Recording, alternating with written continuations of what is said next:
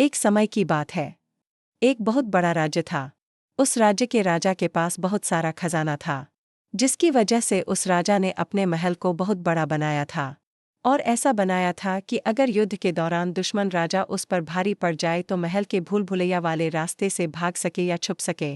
उस राजा ने अपनी बहुत बड़ी सेना बना ली थी और अपने सैनिकों को तरह तरह के हथियार भी दिए थे ताकि वह युद्ध के दौरान दुश्मन राजा को उन हथियारों से हरा सके। अब एक बार क्या होता है कि एक दूसरे राजा को जब यह पता चलता है कि इस राजा के पास बहुत सारा खजाना है, तो वह राजा उससे कुछ खजाने की मांग करता है। वो कहता है कि मुझे ना ही तुम्हारा राज्य चाहिए, ना ही तुम्हारी सेना चाहिए, और ना ही तुम्हारा महल या हथियार चाहिए। तुम सिर्फ अपने शाही खजाने में से थोड़ा सा खजाना मुझे दे दो जिसकी मुझे अभी ज़रूरत है। और अगर तुमने मुझे खजाना नहीं दिया तो फिर मैं तुमसे युद्ध करने के लिए तैयार हूँ। जब इस राजा को यह बात पता चलती है तो वो खजाना देने से मना कर देता है और युद्ध की तैयारी करने के लिए कहता है। तो यह जो राजा था, इसके पास तरह तरह के हथियार थे, बड़ी संख्या में सेना थी। यह अपने महल से थोड़ी ही दूरी पर युद्ध के मैदान में खड़ा हो जाता है। और दूसरी तरफ दुश्मन राजा था जिसने खजाने की मांग की थी। उसकी सेना बहुत कम थी और उसके पास ज्यादा हथियार भी नहीं थे। युद्ध शुरू होता है और जो दुश्मन राजा था, जिसके पास सेना कम थी, कम हथियार थे, वही राजा जीत जाता है और यह राजा हार जाता है। अब जैसा कि उस दुश्मन राजा ने कहा था कि मुझे कुछ नहीं चाहिए, बस तुम्हारे शाही खजाने में से थोड़ा खजाना चाहिए, तो अपने वादे के मुताबिक खजाना लेकर वहां से चला जाता है। अब इस राजा के 2-3 और भी युद्ध होते हैं, लेकिन हर युद्ध में यह राजा हारता ही जा रहा था। वह राजा समझ नहीं पा रहा था कि वह कमी कहाँ कर रहा है। उसके पास ज्यादा सेना थी, तरह तरह के हथियार थे, छुपने के लिए महल था, सब कुछ था, लेकिन फिर भी वह हर बार हार ही रहा था। हमारी लाइफ में भी ऐसे ही होता है। सब कुछ होता है लेकिन फिर भी हम बार बार हारते जाते हैं, गिरते जाते हैं। तो अब देखो, इस राजा को समझ में क्या आता है। अब उस राजा को समझ में आता है कि वो कमी कहाँ कर रहा है। अब वो राजा क्या करता है कि उसका जो युद्ध का मैदान था, वो उसकी जगह बदल देता है। और उनके गांव के पास एक बड़ी सी नदी थी। वह उस नदी के दूसरे साइड में अपना नया युद्ध का मैदान बनाता है और उस नदी पर एक बड़ा सा ब्रिज बनाता है।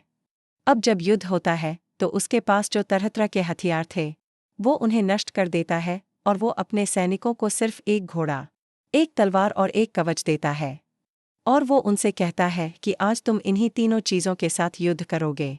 जब पूरी सेना वह ब्रिज पार करके नदी के दूसरे साइड युद्ध के मैदान में पहुंचती है तो राजा पीछे पलटता है और वो उस पूरे ब्रिज को जला देता है। जब सैनिक यह देखते हैं तो राजा से कहते हैं, राजा साहब आपने यह क्या किया?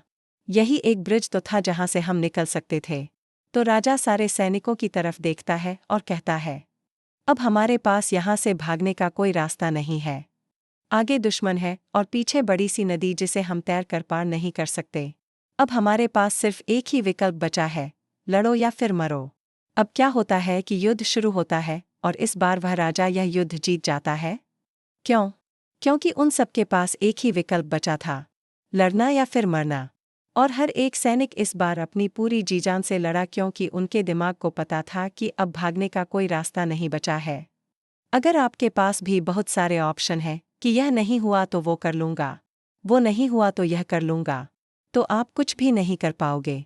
क्योंकि आपके पास जब ऑप्शंस होते हैं ना, तो आप पूरी जी जान लगाकर एक चीज़ पर फोकस नहीं कर पाते हो। जिंदगी में एक ही लक्ष्य रखो, एक ही ऑप्शन रखो, एक ही गोल रखो कि करना तो यही है। ऐसा सोचो ही मत कि अगर यह नहीं हुआ तो मैं क्या करूँगा, बल्कि ऐसा सोचो कि यह होना ही है और यह मैं करके ही रहूँगा।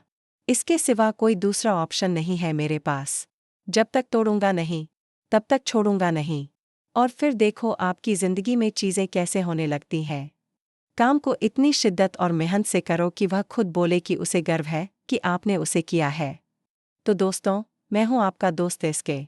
अगर आपको कहानी पसंद आई हो तो वीडियो को लाइक करिए और ऐसी कहानियों के लिए हमारे चैनल को सब्सक्राइब ज़रूर करिए। मिलता हूँ अगली बार इसी तरह की कहानी के साथ। तब तक सब्र करो, शुक्र करो और ज़िंदगी में आगे बढ़ो।